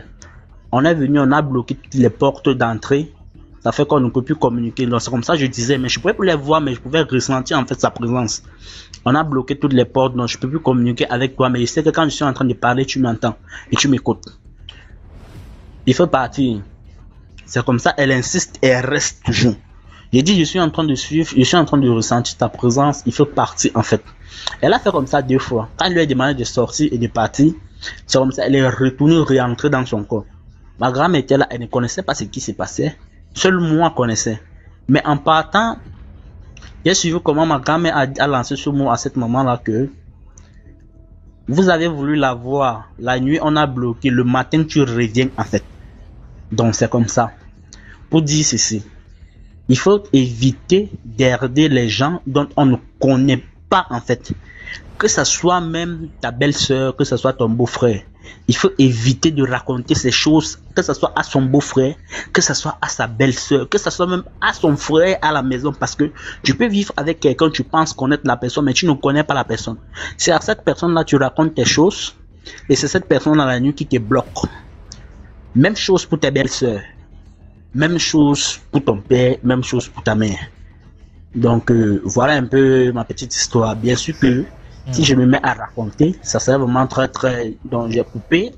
Et du coup, tu es dedans, mais tu es déjà sorti de ça. Non, quand même, je suis quand même sorti de là. Je suis quand même sorti de là. Quand même, non? Pas que ouais, je suis quand même ressorti. Je suis quand même sorti de là. Non. Je suis quand même sorti de là en fait. Donc c'est ma petite expérience là-bas que j'ai eu avec dans la sorcellerie. Parce que j'ai côtoyé des magiciens, donc des magiciens, c'est ceux qui sont dans des loges en fait. J'ai côtoyé des magiciens, j'ai côtoyé beaucoup de sorciers en fait, et tout ça. Donc ça faisait qu'on nous apprenait différents signes, comment reconnaître quelqu'un, comment reconnaître un sorcier, comment reconnaître quelqu'un, parce qu'il y a 3 sortes de sorcellerie. Il y a un sorcier pratiquant. Un sorcier pratiquant, c'est celui qui a la capacité de pouvoir voir dans le monde spirituel et de pouvoir s'y rendre, en fait. Boss, merci. On va prendre une autre personne pour l'autre histoire. Merci beaucoup. Tu veux dans les tutoriels de sorcellerie, pardon. Ouais. Bon, okay. Ciao à vous. Yes. À plus. Bonsoir, Fanta. Bonsoir, DMG. Comment tu vas? Oui, ça va. J'ai une petite histoire à raconter. C'est concernant ma famille. En fait, c'est concernant ma mère. On croit toujours que ceux qui sont décédés sont partis complètement.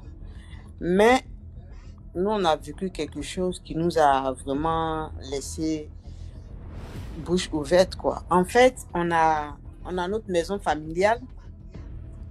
Bon, je suis ivoirienne, je suis de l'ouest de la Côte d'Ivoire, je suis de la ville de Mans. Du coup, on a une cour familiale, on avait notre maison là-bas, la maison où on est né, tout ça. Du coup, quand notre maman elle est décédée, bon, tous les enfants sont partis un peu, chacun est parti un peu de son côté. La maison est restée presque vide. Donc, on a notre aînée qui habitait la maison avec ses enfants. Elle est restée seule là avec ses enfants, tout et tout. Et la maison, en fait, elle n'entretenait pas la maison de la maman. Elle n'entretenait pas la maison de la maman. Et une nuit, elle a eu un songe. Elle a eu un songe comme quoi la mère est revenue lui dire comment ça se fait que ma maison qui était tout le temps propre, tu ne la gardes plus proprement, tu mets les fagots un peu de par-ci, par-là, tout ça, comment ça se fait? Je ne suis pas contente de toi du tout. Il faut que ma maison soit restée toujours comme elle était avant. Effectivement, la maman, elle entretenait sa maison. Sa maison était toujours propre. Du coup, nous, on était partis en vacances. Elle se réveille le matin. Elle nous dit, il y a quelque chose qui se passe. On dit, mais qu'est-ce que... Nous, on dormait un peu de l'autre côté. Elle dit, mais on lui demande qu'est-ce qui se passe. Elle nous dit, il y a la maman qui est venue aujourd'hui me gronder, en fait, dans le rêve, que comment ça se fait que sa maison n'est plus comme c'était quand elle était là. En temps, la semaine, il y a 2 semaines avant qu'elle ne fasse le songe, il y a une de notre soeur qui lui a dit, mais tout ce que tu es en train de faire, tu ramasses les fagots, tu mets dans la maison de la vieille là. Si le jour, elle se fâche là, ça ne sera pas bon pour toi, hein. Comme si l'autre soeur avait prédit, en fait. Et ça n'a même pas fait quelques jours. La vieille est venue dans le songe, lui dit que la façon dont tu es en train de salir ma maison là, genre ça ne me plaît pas que tu mettes n'importe quoi dans ma maison où je vivais, quoi. Donc on est resté vraiment scotché, on s'est dit ouais, vraiment les gens, les morts ne sont pas morts. Donc en fait elle est là-bas mais elle voit tout ce qui se passe. C'était les vacances mais ça nous a un peu épaté, quoi. On s'est dit ouais. Donc les gens il faut croire que nos parents, peut-être dans l'au-delà, ils veillent sur nous, ils voient tout ce qu'on fait. Donc, c'était mon histoire à raconter, quoi. On était vraiment épatés. Donc, Merci beaucoup, Fanta. Ok, bon. Si j'ai une autre histoire, mais je vais revenir après. Merci. D'accord. Allô? Comment vas-tu? Très bien, et toi-même? Ma petite histoire, si tu l'es là. Ok, ça va. Ça va. Une petite histoire. C'est l'histoire de un cousin éloigné. C'est avec ta permission, en fait, que je la raconte. Au début du genre du mouvement, je peux dire, nous, en Côte d'Ivoire, ici, on appelle le mouvement Gaï, c'est-à-dire le broutage. Dans ses débuts, quand ça a commencé, il en faisait partie des gens qui faisaient le mouvement. Ça donnait, gagnait l'argent avec le blanc. Les blancs l'envoyaient. Il prenait une partie pour garder avec lui et la deuxième partie, il envoyait à son papa au Ghana. Donc son papa faisait les constructions, achetait des maisons, tout ça. Il est l'unique enfant de ses parents, je précise. L'unique enfant du côté de sa maman, pas du côté de son papa. Son papa a d'autres enfants. Donc sa maman aussi, elle, c'est quelqu'un qui s'en sort très bien dans la vie. Elle travaille. En fait, il n'y a rien à dire, quoi, mais elle ne vit pas avec l'enfant. L'enfant, il est avec, je peux dire, son petit papa. Donc, voici comment le mouvement va commencer. Il faisait les broutages. Au début, ça prenait. Arrivé à certain moment, les Blancs ont commencé à voir clair dans la situation pour dire non, que c'est de la naque, tout ça. Donc, ça commençait à être dur. Et le mouvement pour blaguer les Blancs, ça prend plus. Donc, il faudra rentrer dans un autre level au niveau des amours. Chez nous, on appelle ça les amours. C'est-à-dire le médicament pour avoir de l'argent. Le médicament pour avoir de l'argent. Il y a l'école à un moment. Est-ce qu'il y a un appareil, une télé allumée, un truc du genre? Non, il n'y a pas d'appareil. Je suis dans les escaliers. Non, il n'y a pas d'écouteur. Il faut encore dans une pièce un peu plus fermée là. Quand tu es là comme ça, il y a l'écho là où tu es là. Ça va. Ça va mieux. Bon, on va essayer comme ça. Ça va mieux.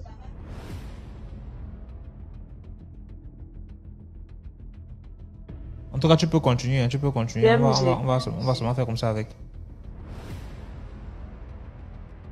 Ok. Donc, ça ne prenait plus, donc il faudrait rentrer dans une autre level.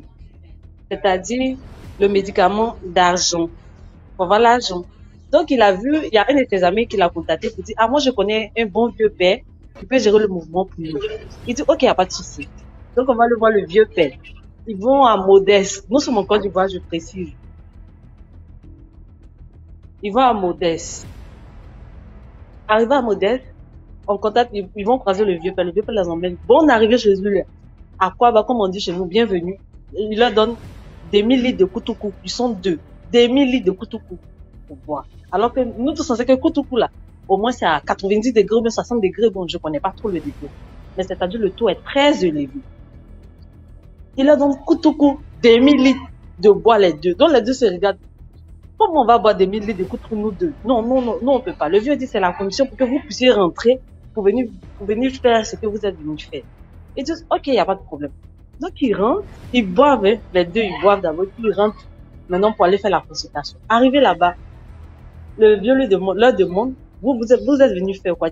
Et puis ils expliquent qu'en fait on faisait le mouvement boutage, mais ça prenait plus. Donc on a décidé genre de passer notre level pour venir attacher notre blanc. Donc le vieux dit ok, il n'y a pas de souci. Non, au moins il est en train de parler en même temps, voici le génie qui sort du MG. Il dit c'est pas les Max, hein. Pas pour dire non, Mas Guéré, Mas Yakouba. Un vrai génie qui sort. Et puis le gars parle du genre dans le bruit. Bon, je connais pas le langage, mais un langage qui n'est pas courant comme nous, on connaît. Il dit 2000 litres de couteau pour la sécurité dans les yeux, les deux. Les yeux quand tu touches moi. Il dit, je suis en ligne. Il dit 2000 litres de couteau pour la sécurité dans les yeux, les deux. Au moment où on se rend quitté dans les yeux. Voici le génie, voici. Le gars est en train de parler. James, il veut fuir. Maintenant, le vieux dit, ah, raison pour laquelle on vous a donné 10 000 de coups pour venir vous asseoir. Donc, si tu quittes là, tu sors en courant, tu deviens fou. Il dit le courage qu'il a eu là, c'est le visage de sa maman qui a apparu genre dans sa face, quoi. Qui a apparu dans sa face. Et il a vu ça, c'est ce qui lui a donné le courage de pouvoir rester. Donc, le vieux lui a dit, ok, si vous sortez de là, voici les conditions, voici telle chose que vous devez envoyer pour qu'on puisse faire le médicament. Il dit, il n'y a pas de problème. Lui-même, il a pissé sur lui. Son ami, moi, on ne sait pas ce qu'il est devenu. Il restait un peu nerveux, un peu de pourquoi il est sorti. Quand ils sont sortis de là, hey! Ils ne savaient pas comment ils sont arrivés à leur maison. Ils étaient tout paniqués de l'état de raconter un peu l'histoire. C'était un peu ça. J'espère que je vous ai fait un peu rire, mais il n'a plus de dents, hein. Il s'est repenti, il a donné sa vie à Dieu. Bonsoir. Merci beaucoup pour l'histoire. Bonsoir MG241. Bonsoir. J'aimerais raconter une histoire d'un parent proche, donc une tante à moi qui m'a fait appel la semaine dernière pour m'expliquer un peu quelque chose qui l'intriguait. Donc ça fait des années qu'elle est malade. Elle est tombée malade dans les années 89. Donc elle a essayé un peu de se faire soigner de manière traditionnelle. Ça allait déjà et tout. Bon.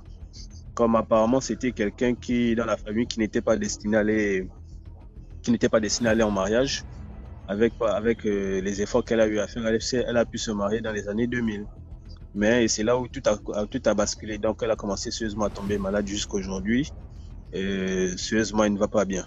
Aujourd'hui, ça va. Après, elle va te dire non, il y a un bobo et tout, et qu'on sort. Donc elle m'a appelé la dernière fois parce qu'elle me disait qu'elle ne se sentait pas bien. Donc je suis allé à la maison. Elle a dit qu'elle avait me parler pour m'expliquer quelque chose. Donc elle me dit, voilà, elle est partie, comme tout récemment, il y avait un homme de Dieu qui était venu ici au Gabon, qui était, pour ceux qui connaissent le rond-point le stade d'Nzarian, c'est un quartier d'Nzang où il y a un stade d'entraînement. Donc elle était assise, elle était à la maison. C'est comme ça qu'il y a une de ses soeurs qui est venue la chercher pour lui dire, ah bon, tu es malade et tout, vraiment, on voit ton état de santé depuis, essayons quand même d'aller au stade, on ne sait jamais. Elle a dit ok, déjà qu'elle ne reste pas longtemps debout parce que son état de santé ne lui permet pas. Elle a quand même pris son courage, elle est partie au stade et tout. Donc pendant qu'elle était en train de...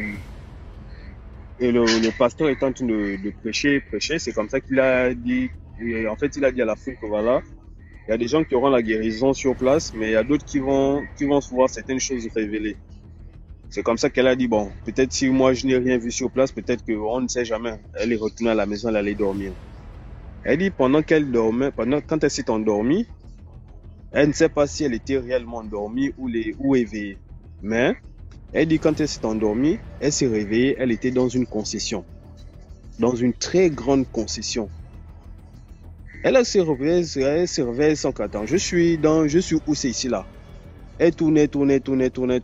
Elle voit, c'était un balai immeuble. Il y avait beaucoup d'appartements à l'intérieur. Donc elle était dans l'un des appartements. C'est comme ça qu'elle descend. Elle voit au hall de l'appart de l'immeuble en question, elle voit des femmes qui sont alignées. Elles sont en train de tisser les... Comment on appelle encore ça, les napperons. C'était les napperons. C'est que les femmes tissaient avant pour mettre sur comment on appelle ça, les salons là. Les napperons, je ne sais pas comment on appelle ça. Donc elles étaient en train de tisser ça en ligne. C'est comme ça qu'elle demande aux dames en question qu'attends, on est où c'est ici là? Je suis où c'est ici?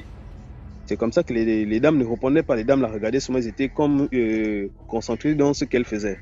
C'est comme ça qu'elle a vu un concierge. Elle voit le concierge et tout. Elle dit, je vais un peu aller demander au monsieur. Le monsieur, il était assis juste devant l'entrée de l'immeuble avec un gros cahier. C'est comme ça qu'elle demande au monsieur, non, je suis où c'est ici là? Le monsieur lui dit, non, tu es au Cameroun. Elle dit, comment ça je suis au Cameroun? Moi, je vis au Gabon, je n'ai jamais mis pied au Cameroun. Qu'est-ce que je fais ici au Cameroun?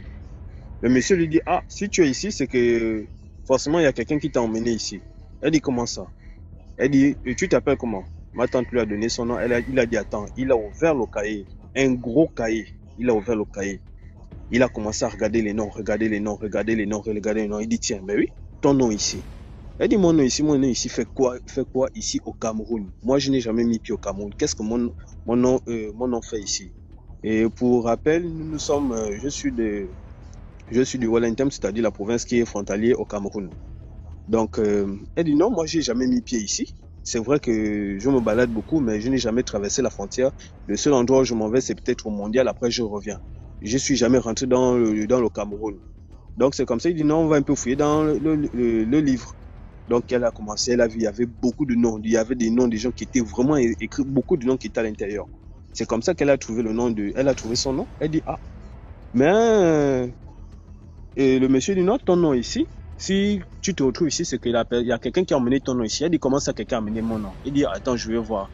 Et il dit, dans le cahier là, lorsque quelqu'un amène ton nom, on met toujours son nom de côté. Donc là, la personne qui arrive, il donne son nom et il donne le nom de la personne qui l'a emmené sur le côté. Donc c'est comme ça qu'il a fouillé. Il a dit non, tu connais un tel. Elle dit comment ça, je vais l'appeler Jean. Tu connais certains Jean. Elle s'en comment ça Jean? Non, c'est Jean qui t'a emmené ici. Elle dit non, Jean c'est mon frère, mon grand frère. Il dit non, c'est Jean qui t'a emmené ici. En fait, on t'a donné dans le coin. Mais comme toi, ton esprit est tellement fort, parce que ça fait des années qu'on te réclame ici, ça fait des années qu'on te réclame, et ton esprit est tellement fort qu'on n'arrive pas à te trouver. Et normalement, qu'est-ce qu'elle m'a quand même dit? Voilà, que normalement, il était venu ici, ça fait des années qu'il est venu ici, il a donné ton nom, parce qu'il se disait non, tu as quelque chose que ton père t'a laissé, et il avait besoin de travailler avec ça. Et la seule manière de travailler avec ça, c'était que tu meurs. Mais tellement ton esprit est tellement fort que jusqu'alors, il n'arrive pas à venir te livrer ici là. On est ici à plusieurs reprises. Et moi, je peux vous affirmer que quand elle a commencé sa maladie, lorsque la maladie s'est empirée, je peux vous assurer que je l'ai vu mourir dans mes bras. Parce que j'ai vécu avec elle. Je l'ai vu mourir dans mes bras. Elle avait fait une crise. Je peux dire elle est complètement morte. Donc on a essayé d'improviser certaines choses, la verser de l'eau, lui taper sur les pieds. C'est même le jour où j'ai su que quand quelqu'un est en train de mourir, il vaut mieux on lui tape sur les pieds et au niveau des mains pour qu'elle ressente le mal. C'est comme ça qu'elle est 30 minutes après, elle est revenue en elle. Juste pour la petite parenthèse.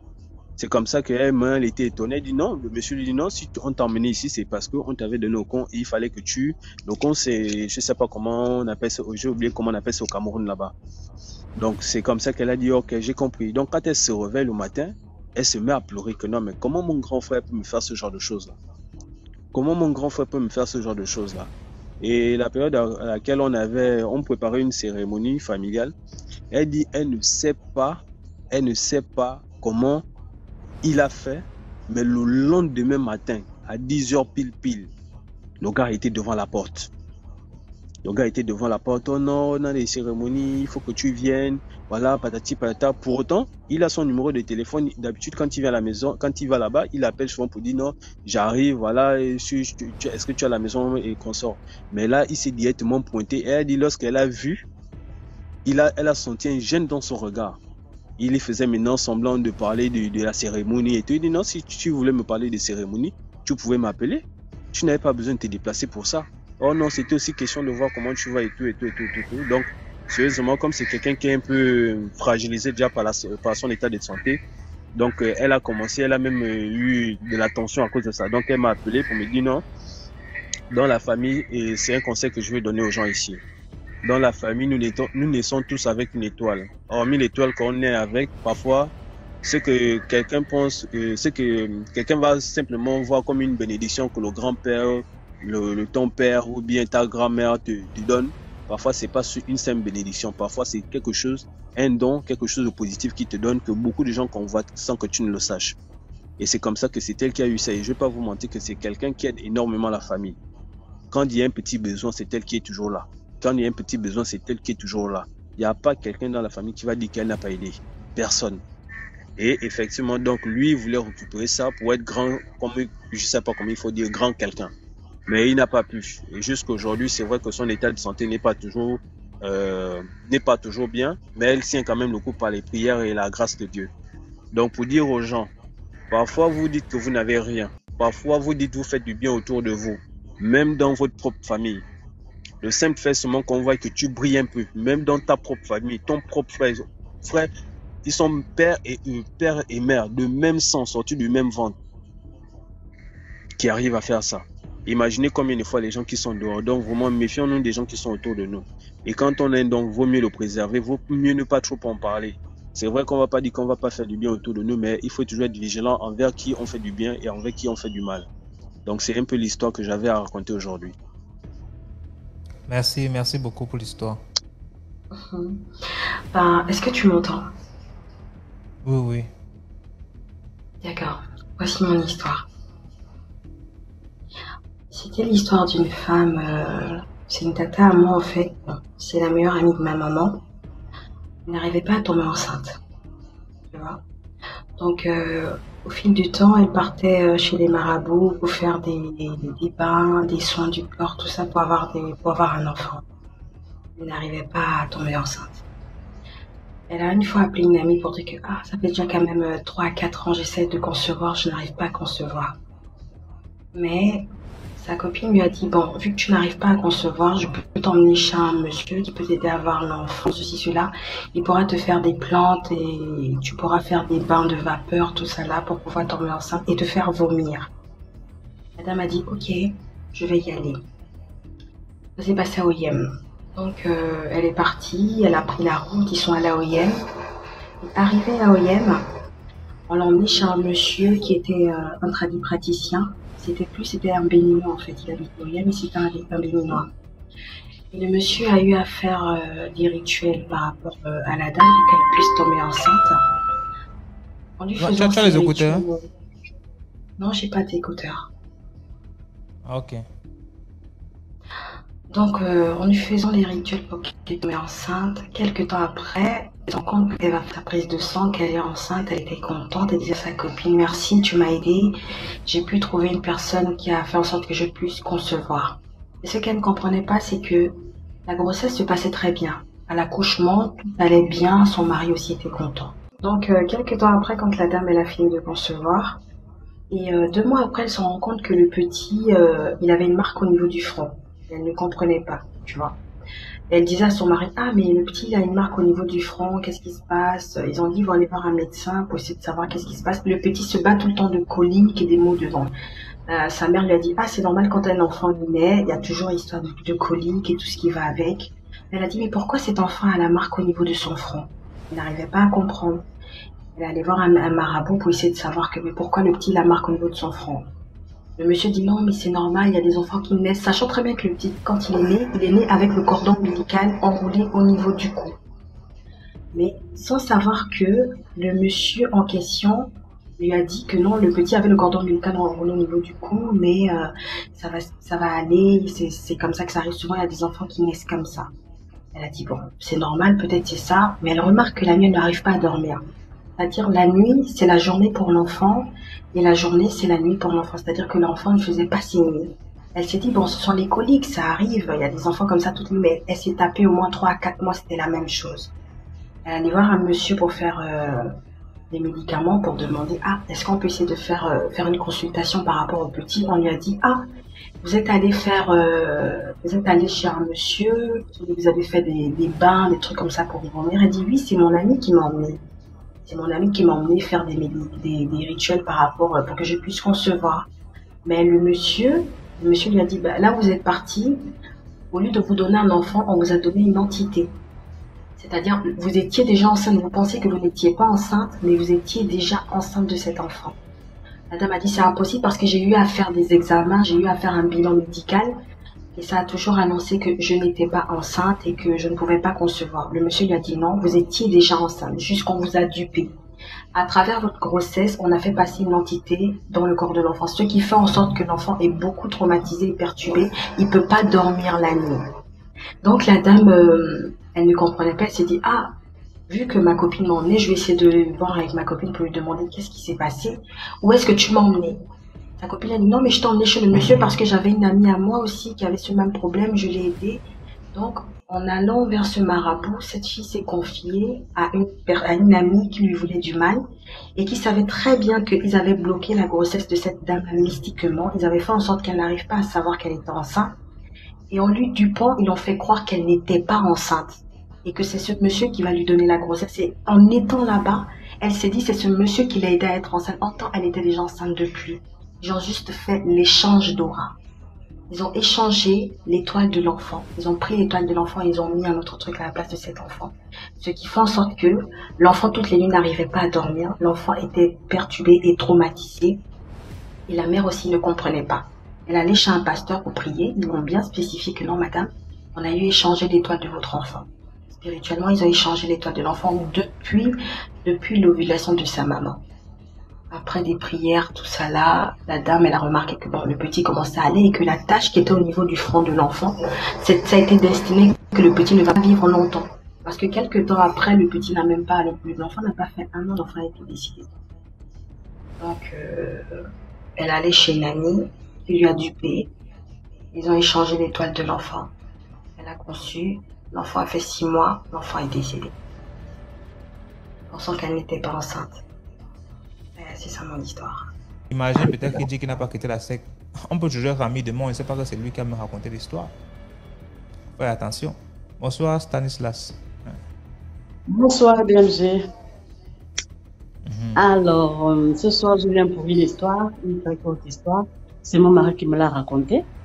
Il dit que lorsqu'ils étaient tout petits, enfin, son père et lui étaient sortis.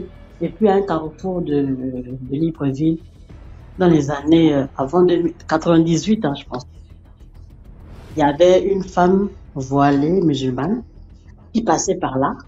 Et puis, il y a eu un chien qui est sorti de nulle part, qui est venu mordre la femme sur le pied.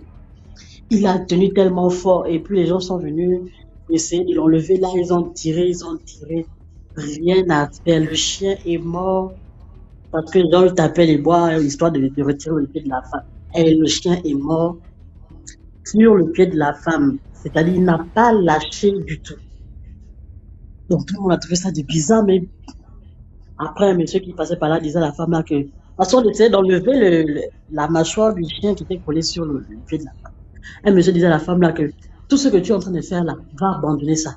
Tu penses que le chien est mort sur toi là pour rien.